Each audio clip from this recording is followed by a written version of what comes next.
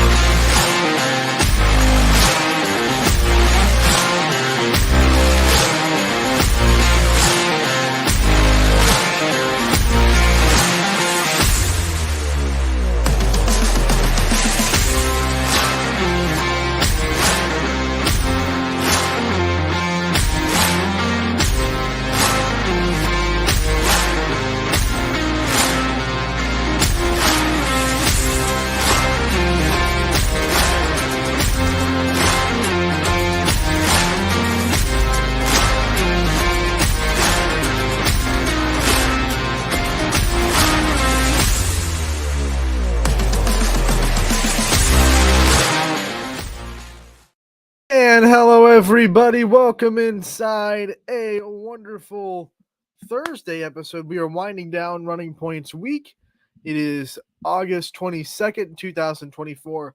Running Point today is going to look a little bit differently. I know normally we do a recap of the night, and then we talk about games that are happening tonight. We're going to try to do all that, but we also, I do have a plumber here that is working on some stuff in the house. So instead of trying to talk over the inevitable banging and work that's going on outside the room, what we're going to do is we're going to just play a bunch of interviews today and have you ready, set, and covered for more season previews that we've had in the can for a little bit.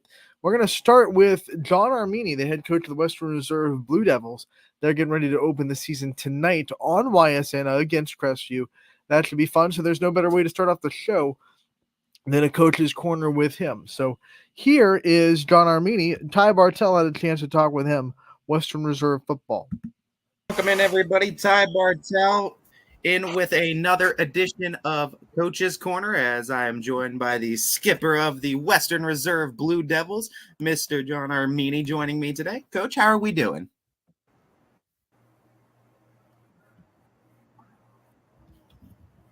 Thanks for having me. It's always a pleasure to have you, Coach. And I want to talk a little bit about the team. I want to talk a little bit about the conference. I guess first and foremost, let's talk about the practices. You talked to me about some scrimmages you guys are going to be having coming up soon, but let's talk to me about some of the practices, some of the things that stood out to you and what you've seen from the team so far.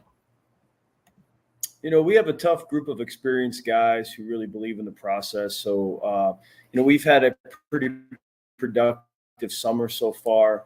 But we're down kind of in the nitty gritty here. So we got to get better pretty quickly here. We're running out of time before we open up with Crestview. But so far, we like what we see. Our older, experienced guys have provided some good leadership. Our younger guys are getting better every day. Still need some guys to step up. You know, we still need to play with a little bit more physicality. But so far, so good. So when you talk about this team, let's talk about some names that maybe people in Berlin Center are going to have to get used to. Who are some guys that we can expect to be on the field week one? Up front, we return Isaac Burnett and Dylan Crute, two of our better linemen. We did graduate some seniors there, so we got some battles going on. Some guys that are working hard at trying to replace some of those seniors up front. In the backfield, we get back Jack Darney, our tailback, who had a great year last year. We get back Nathan Hemberger, who plays a lot of offense and is an all-Ohio linebacker on defense. And we get Don McCarty back as well. So we got a nice little three-headed monster there with ball carriers. We're breaking in a new quarterback. He's one of our more talented, smarter kids, great worker, but he's a little green when it comes to being a signal caller. But so far this summer, he's done a great job, had a couple of good scrimmages. He's a tough kid. He likes to run and throw. Chris Pater. So on the outside, we're breaking in some new receivers. That's probably where you'll see the most new faces. We have a senior back in Alec Abrams, and we have a young guy that we're pretty excited about in Nate Alexander. This is a game where you really have to rely on your strengths to get wins too, first and foremost. So when you talk about some of the strengths you're seeing in this Western Reserve squad early on, what would you say and what would you point to as some of the strengths you guys are going to have to lean on to get your wins this year? So far in the summer, really looks like we'll hang our hat defensively. We get back an all Ohio inside linebacker. We have two very good safeties in Chris Pater and Jack Darney. So we get back a lot of experience in the secondary. And up front, we get an all Ohio defensive end back in Ysn Burnett. Some big bodies in there at tackle. We get the other returning starter back at defensive end in Jackson Young. So far in two scrimmages, we haven't really given up too many yards or points. So that group looks to be flying to the football. And we're going to need them big time next Thursday against Crestview. You're mentioning that Crestview game. We'll get into week 1, but before we do that, let's just talk about this conference too, because it's one of those gauntlet schedules. I feel like year in and year out, there's not too many gimmies, right, in the week-to-week conference schedule, MVAC Scarlet side. Talk to me about this conference. Talk to me how you guys see yourselves fitting in the conference this year. Every interview I've given this preseason, I just say meat grinder. Last year with 12 games that we played, I think we played 8 playoff teams. Week in and week out, everybody's good. I don't know that I've ever played a schedule quite like this the last couple of years here at Reserve. Literally a playoff team every week. And then our out-of-conference schedule is pretty tough as well. So, I mean, our kids here, though, kind of embrace that. They like to be challenged, and they've responded to that. And we were able to have some success last year, and we're trying to build off of that success. But it can be tough. You got to have everything kind of in line. You got to have your guys ready to play. You got to have great game plans because, any week, any of the teams that we play can lay one on you. Including us. I think that a lot of people would say that about us as well. So, with Springfield, they seem to be the measuring stick locally the last few years. They got a great staff. Seems like they just keep reloading. Mineral Ridge has gotten very good. Lowellville the last 2 years has been unbelievable. And Jackson Milton's a playoff team. Western Reserve was a playoff team. So, I mean, it's ridiculous. And you just keep thinking like, at some point it has to give a little bit, but it doesn't. Everybody just keeps reloading and keeps being competitive. So I think that's a testament to the kids and the coaches in the Mahoning County League that we have. When there's so much competition inside the conference and you guys see each other every year, I mean, everyone kind of knows everyone like the back of their hand, right? How do you find success in a conference like that too? Because you guys have been able to find your success over the years in this conference. Obviously, you take some too any given week, like you said, but when you talk about finding your success, what do you have to rest on trying to go up against an opponent that knows you almost as well as you guys know yourselves? It is difficult, and there isn't a lot of, draw stuff up in the sand with the coaches in our league. Everybody likes to do what they do, and like teams know when they play Western Reserve what we're going to do. We know what Springfield's going to do, but you have to stop it. I really think it just comes down to how physical your kids are.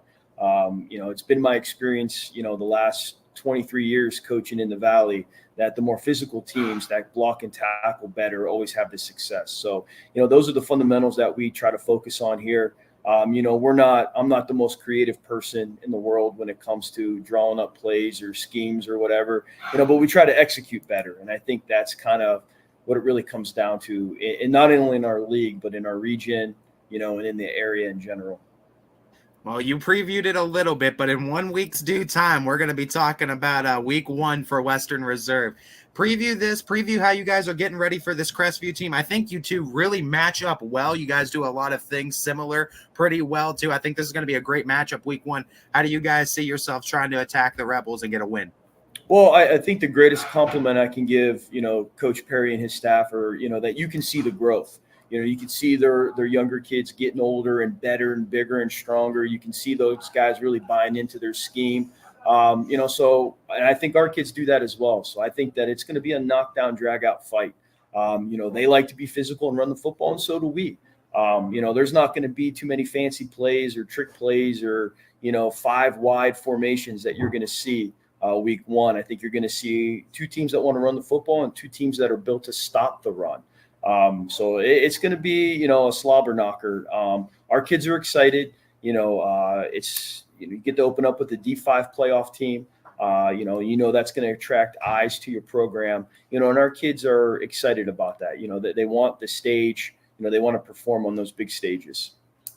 I know you've gotten a chance to get a taste of these Berlin Center fans, but put into words too what it's like to have this community behind you, backing you every week. I was an assistant here when I first started coaching a long time ago. And then we were able to get the program kind of going in the right direction, and then Coach Hake kind of took it out of the stratosphere, for a 10-year period or whatever. So they're used to winning. They don't have much patience for mediocre football. They want to see success. They want to see good football. But at the same time, I think they really buy into what we're trying to do. They're very supportive. Their sons really work hard. This is a very close-knit community. And these guys work. You can tell that starts at home. They listen to directions well. They do whatever we ask, and you can tell that the home environment plays a part in that. So it's a wonderful place to be. It's a wonderful place to teach and coach. And I know that we're always going to have, the community is always going to have our back, which is, you don't always have that everywhere, so that always makes coaches feel at home and makes it a good environment to coach in. I know we've talked throughout the years too, and this isn't our first go around interview wise preseason football or during this season. Your name's pretty synonymous with the sport of high school football. You mentioned 23 seasons, and when you put a tenure like that in, it kind of becomes synonymous. What keeps you coming back to the sport each and every year? What gives you the love, the drive for it? It's difficult, and as life throws a lot of different things at you, you see guys bounce in and out of the profession, take some time off, and I have little kids and a wife who's a professor at Mountain Union. So we're always maxed. I think the camaraderie with the coaches, I've been lucky to have some of the best coaching staffs in the area, the last 10, 12, 13 years. I've had my defensive coordinator's been with me for a decade. I have former players now coaching for me. I have mentors that taught me a lot in the game that are now on my staff. So that means a lot to me personally, to be able to share their experience with them. And I really believe in the process. I really like taking something, a difficult situation and making it successful. And I've said this before, I've taken 2 difficult jobs. LeBray was kind of down on their luck when I took that years ago. Western Reserve was kind of down on their luck when I took that job. But I really think that's the most rewarding experience you can put yourself in is a difficult situation, and grab a shovel and start digging is what I tell my coaches. You got to get in the ring and start taking some punches and throwing some punches if you want to have success here. And I think that we do that. I think that our track record speaks for itself. And our kids are excited to build. They know that it's not easy. They know that there are no cupcakes on the schedule. But they keep coming back for more. They like the challenges. So that's exciting too, to be part of that and watch their growth and maturation, into basically manhood. Coach, I want to give you the chance to shout out your staff a little bit further too. Like you mentioned, you can't do it yourself too, and you shouted out some guys that were influential to you. So I want to give you a chance to take it a step further and shout out your coaching staff you're going to be bringing on this year. Well, so I have one of the mentors I was talking about. I have 2 guys that work with us that have a lot of the experience that do a great job for us. Mark Legelic and Dave Zelenak has been helping out recently. Dave was the head coach of LeBray for lots of years. I mean, those guys have a ton of experience and they help. I have former players on staff and Nate Ostis and Connor Johnson, who does a lot of our strength and conditioning stuff. So it's rewarding seeing guys that you coached become coaches and get into the ring. And that's exciting. Logan Sheptalk is a former player of mine who came over this year from Howland. Has done a great job. He's a community member. He went to school here at Western Reserve, so he understands what this place is all about. I have a running backs, linebackers coach who's Joe Alessi, who's got some military background, who provides a lot of much needed discipline for our kids. And my defensive coordinator, who's been with me for 10 years, who's actually sitting next to me over here. I'm surprised you haven't heard him, say anything so far. Colin Dotson, he's been with me for 10 years at LeBray, now at Western Reserve. And there's not anybody in this profession that prepares more than he does. We have our, fights and, discussions, but he prepares like nobody's business. And that's always much appreciated because I always know our kids defensively are going to be in a position to have success. Final thing for you, Coach, and it's just going to be a call out to the community. I know a lot of people are going to be watching this interview. They're going to be getting excited, hyped up for the season. Let them know why this upcoming Thursday, well, next Thursday by the time this gets out, but this upcoming Thursday, why the high school off of West Akron Campfield Road is the place to be. Well, there's one other coach I want to mention too. I have a line coach who's been working his way through the ranks, Derek Accord. Who's done a nice job. We have our work cut out for us up front. We got some good players back, but some young guys, some big, strong guys there. We think we can be pretty good there, but he has his work cut out for us, and he's been doing a good job preparing those guys too so far this summer. As far as the season goes, I always tell the guys, it's a process. It's a quick 10 weeks, but there's a lot of different opportunities to have success there. I think we're an unfinished product, and we want to use that week 1 game as a measuring stick. I think Crestview is a Division 5 playoff team. And I think that if we can play with them and have success against them, that there's not anybody on our schedule we can't beat. So I think that, our guys have been working hard, and they're anxious to make everybody proud of them. Well, Coach, we're excited for this season. We wish you the best of luck here at Ysn. As no doubt we're going to be at some games over there in Berlin Center, and we look forward to seeing the product that's out on the field and how your boys continue to grow this year. Yeah, thanks for having me. That was John Armini from Western Reserve Football in action tonight against Crestview at home. You can find it at ysnlive.com/live, along with all the games that we'll have on the network tonight. So make sure to go out there. Make sure to check it out. It'll be a fun time. And we'll go over the full slate of games at the end of the show. But we're going to go right back into another interview. Stay on the football field. We have Tim Cooper, the head coach over at West Branch. So Western Reserve to West Branch. I had the chance to talk with Coach Cooper. So I want you to enjoy this Coach's Corner. Hartwig here, another fall sports season preview coming at you here on YSN. We're joined by the football coach over at West Branch, Tim Cooper. Coach, thank you so much for taking the time to join us today. Absolutely. Thanks for having me, man.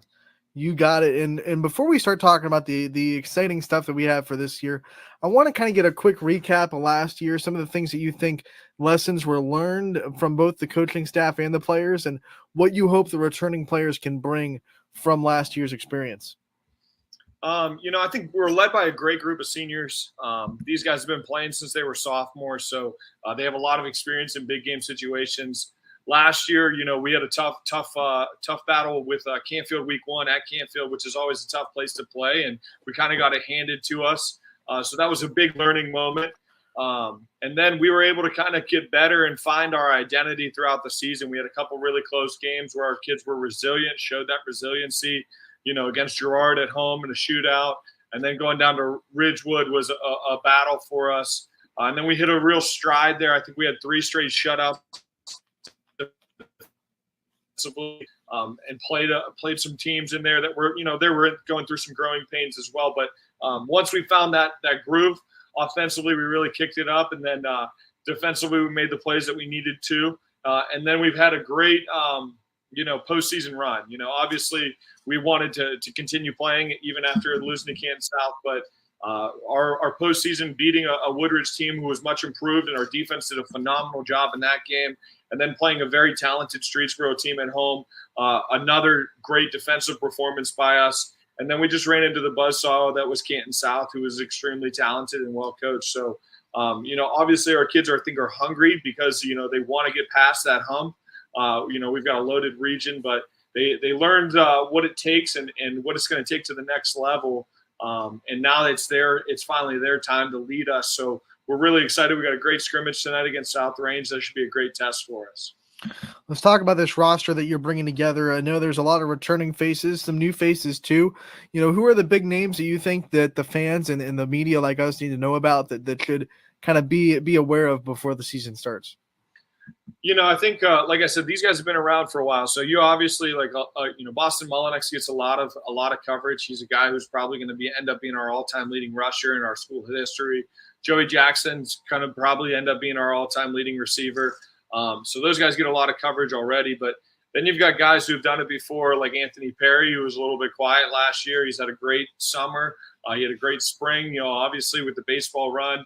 And then you got some other guys that are going to be, I think, highlighted in some different aspects. Gavin Gregory is a matchup problem. He's 6'6", 235 pounds. He runs well, and he plays tight end for us. And then Jeremiah Thomas won our quarterback job. He's a dynamic athlete, and our offense is going to look a little bit different with him back there just because of his skill set. But then you can't go wrong with the defensive side of the ball as well. Jack Flickinger is going to be our leader on defense. He's a Mike. He's playing inside the box this year. He's going to be a 3-year starter. Garen Harlan is playing outside backer this year for us, and we're excited about the physicality that he brings to the team. And then Carson Graham is a mastermind in the back half. He's going to really help us get aligned and make sure that we're doing all of our assignments correctly. So those are kind of guys that we're going to lean on defensively. And then in the trenches, you got to give those guys some credit and give those guys some love too. So Dom Slyman anchors both our offensive and our defensive line. Hayden Martin's going to be a 2-year starter, and he's playing center for us. Those guys are really going to anchor our offensive line, and we're going to be counting on them this year. One thing I've learned from this West Branch program, watching them for the 4 or 5 years we've had them on now on YSN, is even if outside there are question marks at the quarterback, there's not. I mean, when Drew stepped in, a lot of people were questioning, hey, what's Drew DeShields going to look like at quarterback? We know what he did. Same thing with Bo Alazaz. He came in. What's he going to look like? He came in. Let's talk about Jeremiah. You said he won it. What is he going to bring to the table, and what makes you confident that he's going to be the next person to have that kind of skill set where you think you have question marks, but then you learn really quickly, hey, this kid knows what he's doing back there. Yeah. Well, JT's had a great summer, man. He's gotten a lot better over the course of the summer, and he's a dynamic athlete. We clocked him in the 4.4s when he ran his 40 for us in the summer over the conditioning period, and he's been a 2-year starter at basketball at point guard since his freshman year. He had a great winter with those guys. He started on the baseball team the last 2 years in the outfield. He's very, very electric. So he's a well-diverse athlete, which is what we're looking for at that position. And he's a kid that people naturally, follow. He's a leader. Even if he doesn't necessarily always say something, kids just naturally follow him. He has got great leadership skills that he's continuing to try and hone. So, he's a lefty, so that'll be a little bit different for us this year. But his athleticism is something we're really excited about, the different things that he can do in the run game, different things that he can do, when plays break down. And then we're just, he's also going to do our offense. He's been in our system for the last 3 years. He knows what we're looking for. He knows our reads, our progressions, and different things like that. So we're really excited about him, and I think he's going to have a great future, just like those other guys did ahead of him. He is not the only one that's coming off the baseball team that just won a state championship. If people have been living under a rock for some reason in Beloit, you guys have a state champion baseball team. You're bringing off of that. What does that do for this team? What does all these players that are coming off of that do for the locker room and having that winning championship mentality? I think that, just the confidence that they can get there and they can do it. They played in big games. They played in big games all spring long. They had a very tough non-conference schedule on that baseball schedule that really, I think, helped them be prepared for postseason play. And then at the end of the day, those kids were resilient. They made play after play after play. I think the state title game, when you're down 2-0 to a team who hasn't given up a run all tournament long, and you find a way to win, that's contagious. And we're hoping that can escalate and be part of our football season as well. We've got a lot of those kids that are on our team, so we're excited about that, and it definitely has breeded confidence in our program. And I think that our kids they want to reach the pinnacle. They want to get to Canton. Obviously you can't get there without getting through week 1, so we want to make sure that we're focused on the current opponent at hand. Let's talk about the schedule. It'll start with week 1, but I want to start talking about your conference first and just what you expect out of the EBC this year. It's always a tough one. The rivalries in the EBC are just a little bit more heightened, I think, than most conferences. What do you see out of the conference this year? What do you think are going to be some of the things that are going to be the biggest obstacles to you guys winning it? I think, the EBC is going to be, I think, much improved this year. I think those guys, we had a good season last year with a lot of different teams, but I think Carrollton will be much better. I think they're going to be, contesting for the league title. I think Marlington, anytime you can have your coach back and your quarterback back, that gives you a little bit of confidence going into the next season. So I think Marlington will have another good year. Alliance is always going to be super skilled, and Coach does a great job over there with that program. So, they're going to play us really tough. We get to go there this year, play in a great environment over there, and that's a rivalry game for us. I think Salem, we were fortunate enough to go watch Salem play Canfield in the scrimmage, so we got a little taste of what they might look like come week 10, but they're going to be a much improved team as well. And then I have some connections with the Minerva coaching staff with Coach Altenhoff, who was at West Branch prior, and he said, their numbers are getting better, and they had a pretty good scrimmage against Malvern. So I think all of those opponents are going to be much improved. Obviously, I think that since we haven't lost a league game since 2019, we're going to have a target on our back. And every team's going to give us their best game of the year. So, our kids are ready for that. That's no pressure, no diamonds. And our kids are, repeating that and ready for the upcoming challenges. You also got non-conference games to get yourself ready for that challenge. So let's talk about the teams that pop up outside of the EBC and who you're excited to kind of test yourself against. I think each opponent that we're facing is going to bring out a different element to things that we need to work on. I think Canfield is obviously a big one. We haven't won an opener in a couple of years. We haven't been able to beat Canfield in a couple of years. And I think that our kids are really motivated to try that and get that opportunity come next Friday. So that's the number one is taking care of business there. With we got to be more physical. We got to play better defense. We got to take care of the ball a little bit better against those guys and hopefully establish a run game against them. But that's going to be a great battle to see where we're at because of how established that program is. Then you have Woodridge. Woodridge is going to be always really talented. They have a lot of speed over there in that program. That track program does a great job. And there are a lot of guys that are multi-sport athletes over there. So I thought Coach did a great job of the improvement that we saw from week 2 to week 11. They took us to the wire. So obviously going to be a great challenge there. Girard is another team that they just reload. They don't have any rebuilding years. They have reload years. So we know that that's going to be a shootout there. That they're going to be high paced and up tempo, similar to what we've been in the past. So obviously going there will be another tough challenge. And then I'm really excited about the challenge that Cheney's going to bring to us. I think that that's going to really prepare us for league play as well as postseason play. When you have teams with the team speed that, Perry and Glenville and Streetsboro and Lake Catholic and Akron Bookdale all have it that are in our region, you've got to be exposed to that every once in a while. And I think that, Cheney with elite team speed and the way the coach has done a great job over there with the dynamic athletes that they have, that'll be a great challenge for us. And then, you have Allen. We got to go to Trumbull County, which is always a tough environment to play. So, we got to take it 1 week at a time and continue to get better every day in practice. Week at a time. You have a big scrimmage tonight against South Range, and then you have a week of practice before week 1. What are some things on the coaching staff's checklist of things they want to see kind of accomplished and figured out before that week 1 game using the scrimmage tonight and the practices that you do have left? Yeah, I think, last week we had a great scrimmage against Struthers. That's another talented team. We want our scrimmages to be tests for us. And I thought that our leadership was great. We had some adversity throughout the scrimmage. Things didn't go always our way. And our kids, I thought, battled and competed. This week, our kind of key term that we wanted our kids to see was we wanted to see consistency. So we want to see consistent effort. We want to see consistent assignment, accomplishment.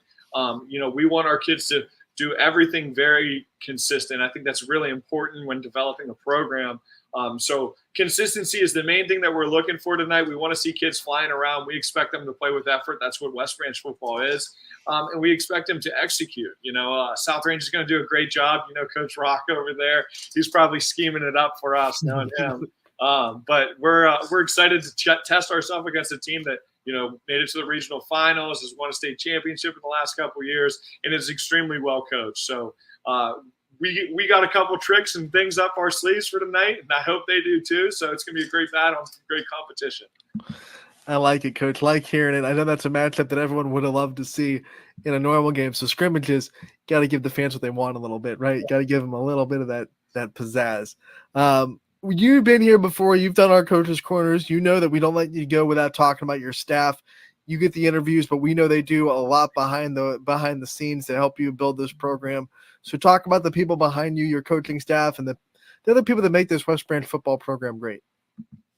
Yeah, I think that we put a great staff together, and we have a little bit of continuity, or continuity is the better word I've had, with that staff. We return everyone from it. We have Sean Alizos is our defensive coordinator. He's a very experienced coach, has done a great job, and helping out with baseball. Even now Bo's gone and graduated from West Branch, he's still helping out coach, which is really important for us. Coach Harris, obviously the most previous head coach at West Branch. I don't know what I would do without him and his guidance that he has helped me as a football coach and just as a man in general. He's a great role model for our kids. And like I said, he's an amazing person. We got Bob Shepard back again. He's been here since the 80s, and we love him. He brings a different energy to our program. We got Chris Thomas, a very energetic guy, military type base guy, very good guy. Coach DeVanzo from, the Poland area, another guy. Kids love him. They mesh really well with him. We've got my brother, Coach Cooper, on the staff. I think that's been a great hire the last 2 years. That's not me being biased. He's more of a defensive guy, more of an offensive guy, so we might butt heads a little bit, but he's doing a great job with our secondary. Coach Mardick is doing a great job with our receivers. And then you got some down the line guys. Nick Wilson joined our coaching staff this year. It's his first year coaching. He's going to be helping out with the freshmen. We're really excited about what he could bring to the program. You got Paul Hostetter, an experienced guy. He's been a defensive coordinator at a couple different places, so he's still coaching freshman ball for us. So getting those elite minds down there is going to be really good. And Sean Conjemi was added to our coaching staff. Kind of a strength and conditioning based guy, but going to help with freshman football. But I think the people that really make it run are the people that are really behind the scenes, like John Hancock is our statistician, and he does a phenomenal job with everything that he does. He helps set up the field and do a bunch of different things around the school. He's just a West Branch lifer, and this program would be lost without guys like him. Rick Mullinex with our film. Those guys do a phenomenal job. Joe Malta drives from Pittsburgh. He's one of my buddies from college to film games on Friday nights for us. So it's a place to be. It's a special program to be a part of because it's so much bigger than just one person or one player. So we're really excited about the season that we're about to have, and we hope that the West Branch faithful bought their rally towels, and we can get some different themes going for the upcoming year. One thing about West Branch faithful, they'll always show up, and that green sticks out anywhere you're at. So you'll never have trouble finding them. They're excited. We're excited, Coach. Thank you so much for taking the time previewing the season with us. Can't wait for week 1. We'll be there all season, and we'll talk to you again real soon. Awesome. Thank you so much. That was Coach Cooper from West Branch gearing up for a football season that starts tomorrow. Can't wait for that. West Branch, when we're talking about that football team, and I said it in that interview, I said it in the story for the Coach's Corner, they have a knack for just putting a quarterback in the right place and giving him a environment to thrive and shine. I mean, I remember when it was Drew DeShield's first season, right? And everyone was like, what's West Branch going to look like? We just lost Brock. Brock was a great quarterback. What are we going to look like now?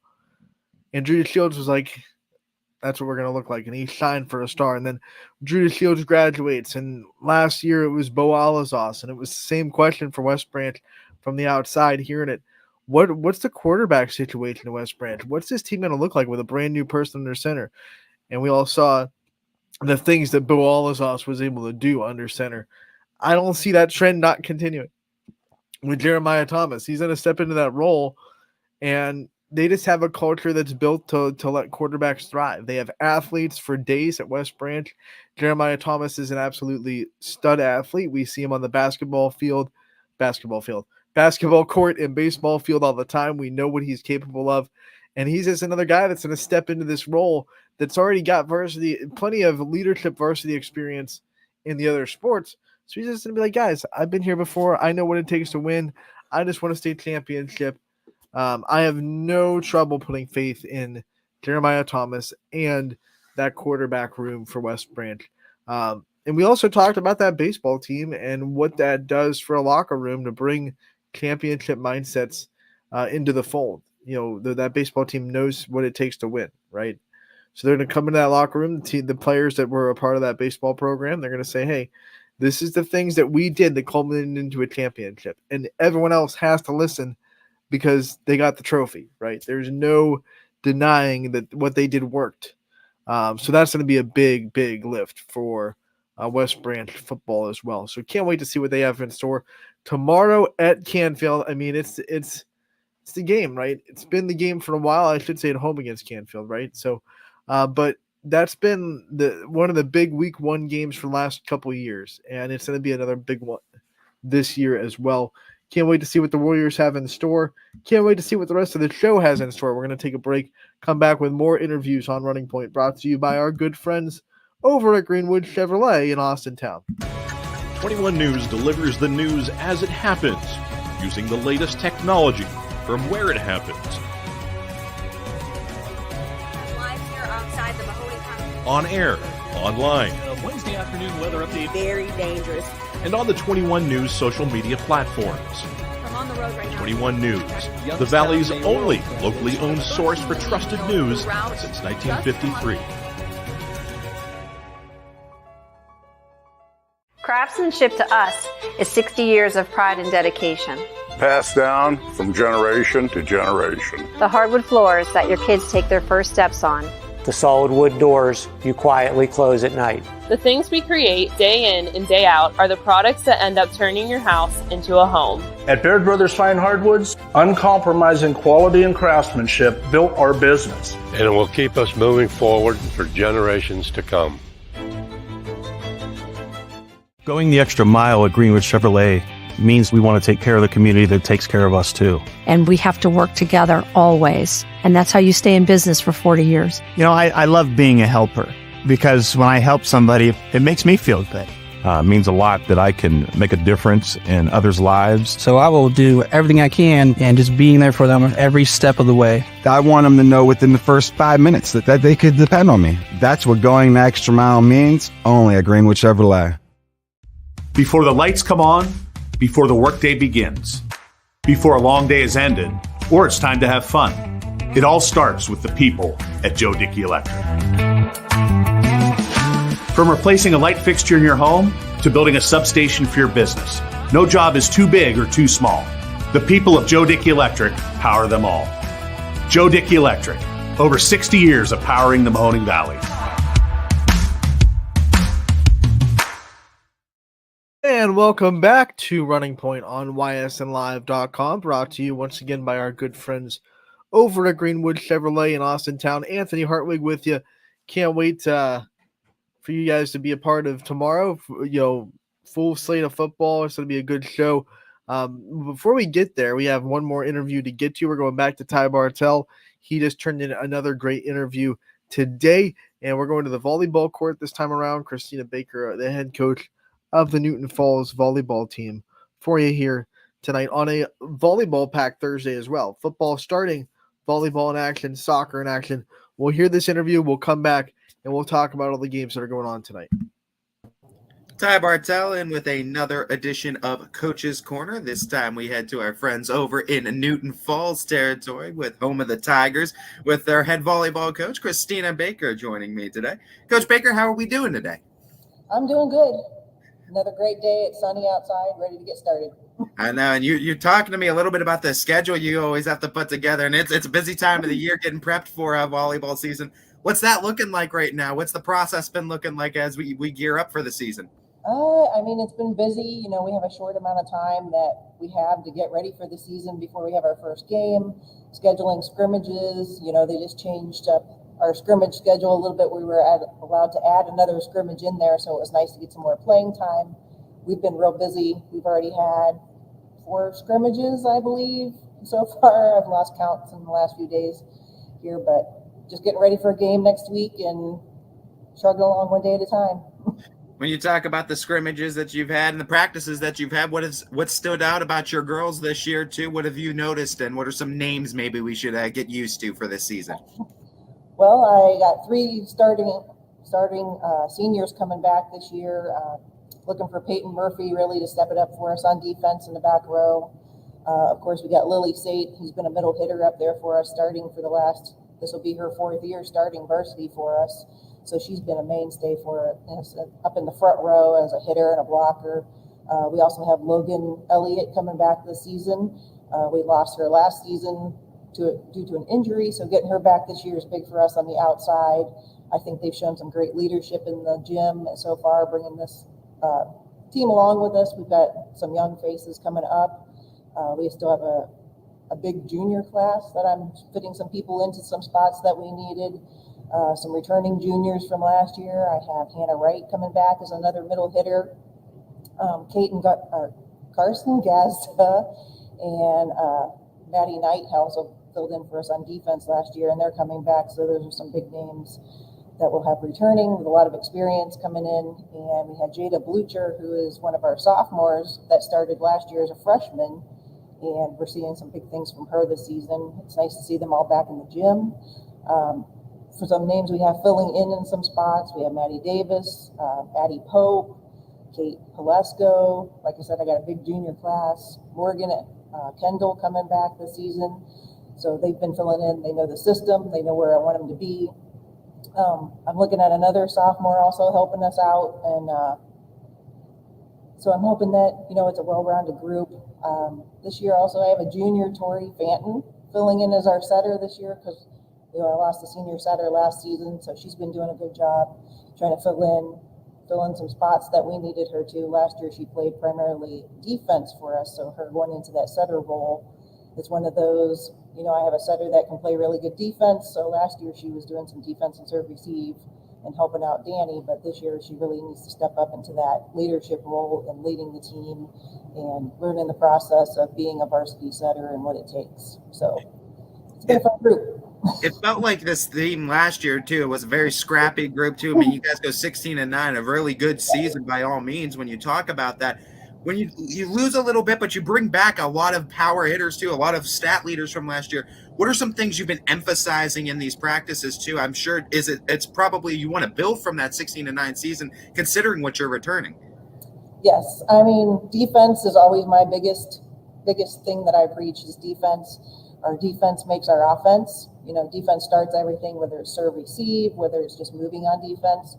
So a lot of those returning defensive people, I'm hoping we can just pick up where we left off last year. And I push defense for everybody, whether they're a middle hitter, whether they're outside hitter, just front row, even our setters. I push defense for everybody, and I strive in us.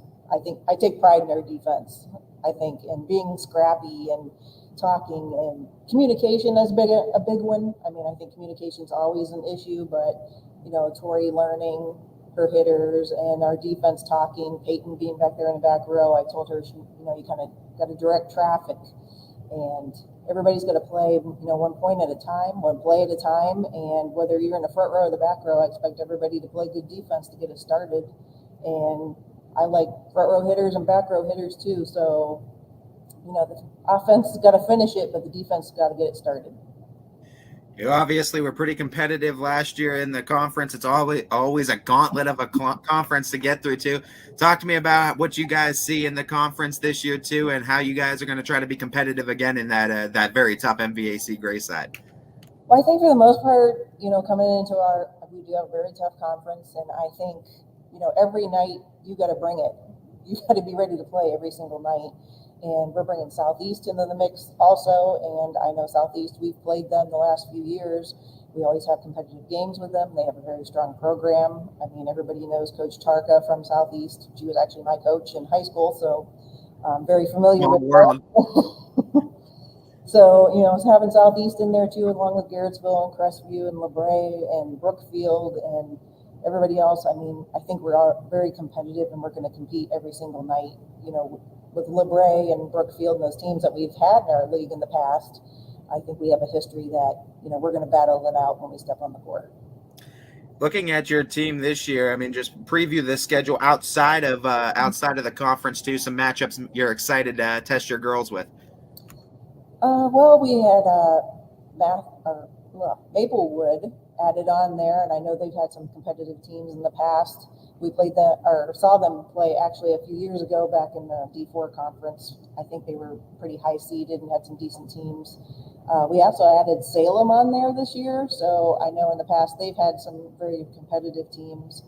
I think it's good for us to see those different teams. I mean, you get a taste for what it's like outside of our conference, because, you know, you get used to playing the same people every year and everything. So I think we have some strong competition that's going to come in and we'll be able to compete with. I want to talk a little bit about your history in volleyball. You talked about Tarka being your coach too, and we already know she's been there for years too. She's one of the legends, like you said, in the game. What inspired you though to want to be a coach and you yourself give back to the game and give back to the youth too coming up?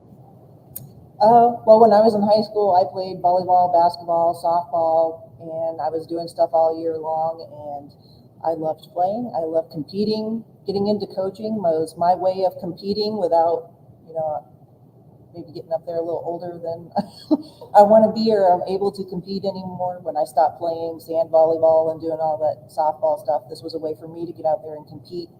And I want the youth and the younger girls to understand, you know, what it's like to go out and have fun, enjoy the game, learn the game, and learn how to compete and have fun playing the game. I think is the most part. I think, you know, I talked to a lot of coaches, and the decrease in numbers and athletics all around. You know, my husband coaches girls basketball. I've coached softball here.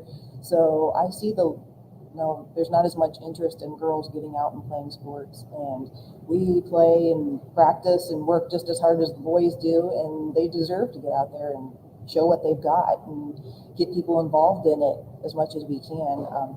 I have some junior high coaches that, you know, they get excited about coming in. They've played volleyball before and everything, and they want to encourage that in their group. And coming up, I think I want them to, you know, portray what I'm expecting when they come up into the high school. And I've had some former players that have been down there also. And when you see former players going out and coaching and getting girls involved and getting excited about it, then that promotes the other girls to get involved as well, and the younger girls. In your experience with coaching, what's one of the biggest things you've learned from then to now, from maybe the starting point to now?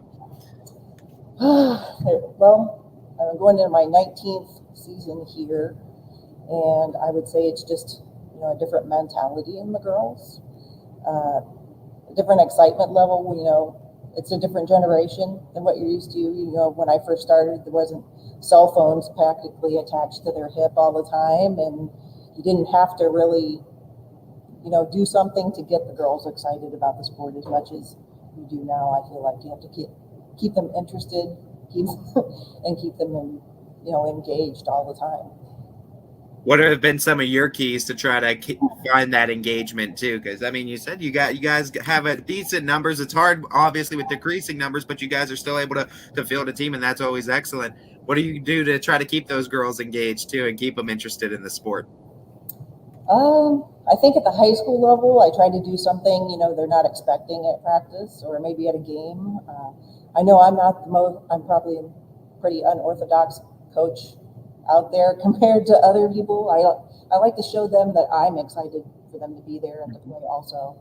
And I have a lot of girls, you know, they come in and on game day and they're like, are you ready today, Coach K? Are you ready for the game? And I tell them, I'm always ready. You know, I try to be excited about practice or do some special game or a team building activity at practice that's going to keep them off guard or keep them engaged in what we're doing.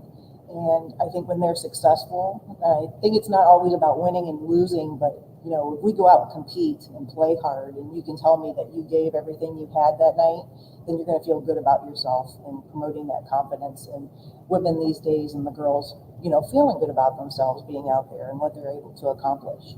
You know, this is where you started when you're in junior high or when you're a freshman, and look how far you've come, and I want them to be proud of that. You mentioned your tenure with Newton Falls too, and I mean the Baker name is pretty synonymous with girls athletics at Newton Falls. What keeps you coming back year in and year out to Newton Falls specifically? What is it about the school that has your heart? You know, it's kind of a very close-knit community. You kind of feel like everybody knows your name out on the street, and the girls know everybody, and people keep coming back. You know, we have a lot of alumni that come back to watch games. It's a very close-knit community, and you feel like everybody's involved here, whether it's just in the school and the other, you know, the girls' soccer team is very supportive of the girls' volleyball team or stuff like that. I feel like it's a very close-knit community, and everybody just celebrates each other here. I want to give you a chance to shout out the rest of your coaching staff and some other big names in the volleyball program that you want to shout out and you feel deserve a little bit of recognition. The biggest one is my husband. I couldn't be here without him and his support and doing everything he does. The administration who has given us both, this opportunity to be here every day with the girls and, the girls in general too, and the parents that have supported us through the years. We've seen a lot of girls come through and a lot of parents. And we've had girls that have had sisters that have been part of the program for 10, 12 years altogether. So their continued support and everything, because, even after they've been gone, they've contacted us and been like, hey, what you've said has really impacted us, or we want to know how everybody's doing. So I think that's the biggest thing, those closer people. I've also had a couple of players that have come back and been very supportive. Lindsay Brockway, she has always, I think I had her as a freshman the second year I coached, and she's always come back and been like, hey, whatever you need me to do to help out. And she's been a part of the program, and it's good for the girls to see that younger person that has been part of the program to come in and help out. Madison Spollinger and her sister Atlanta have been a part of the program for a long time, and their family in general has been a big supporter of girls athletics, whether it was junior high and high school also. So I think just everybody in the community and everything they have to say and their support. And I think girls athletics here have come a long way since when I first started, and girls in general have come a long way since I first started in their confidence and being proud of what they have to offer to the school and the community as a whole. Well, you've been a big name and a big driving force behind all of that change and all of that growth that we've seen throughout Newton Falls girls athletics, no doubt. Coach, to put a bow on this whole thing, let's shout out your first game, call out the community, even though I know they're going to be there in support of you guys, but let them know your first game. I believe it's a home game as well, too, so it's pretty soon. Yes, we are playing Monday against Lordstown. It's a home game, so, a lot of local people. We'd like to have a big group here and as much support as we can. The girls would love it. I know they're excited just to play our first game and get everybody in here and ready to go. Less than a week, folks. Less than a week. This upcoming Monday. Get out there and support, too. Newton Falls looking to have another winning season under the 10-year coaching of Coach Christina Baker. Thank you so much, Coach, for taking the time out of your day to chat a little bit about your team, too. We wish you the best of luck this season. I'm sure we'll be talking to you again real soon. Thank you for having me. I appreciate it.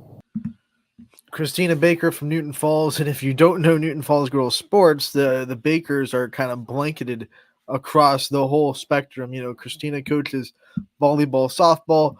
Her husband coaches the basketball team. So there's never a season when we're not talking to a Baker in some way or form. And we thank them always for their time. They're always a great conversation. They might be going for the record for most coaches' corners on YSN. I was joking with Tony Shaheen when we did her volleyball coaches corner for Mooney. Hey, you're going for the record, but the Bakers are right there too. Christina Baker has 2 a season. Mark Baker right there with her, right in the basketball season. So very, very fun people to talk to. We thank them for their time, and we can't wait to see what Newton Falls does this year. So now what we're going to do, we're going to go into the scoreboard, brought to you by our good friends over at Burnett Pool Spas and Hot Tubs. We're going to pull it up and preview the games that we have tonight. It might just be the busiest night on YSN in the whole season. I don't know if there's another sports season, fall or another day in fall, another day in winter or spring, that will have as many sports going at the same day at a high clip as we see today. We have 7 football games going on. Crestview going to Western Reserve. Walsh Jesuit going to Ursuline. Howland hosting Niles. Warren JFK going to Liberty. We have Conneaut going to Grand Valley. And Jackson Milton going to Matthews. Warren Harding going to Canton McKinley. So we have 7 football games. It's a full day of volleyball because Thursdays are one of the days where they really pack it in. So we have 4, 8, 12, 16, 18 volleyball games going on. Fitch going to Lakeview. That'll be a really good one. Hoban welcoming in Copley to try to stay undefeated on the year. Mooney goes to Cheney for their first Steel Valley Conference matchup. Jefferson hosting North. East will be hosting Akron North. We have Wyndham hosting Badger, Camel going to Springfield, Champion going to Brookfield. Champion's been off since their tri-match over the weekend. Hubbard going to South Range.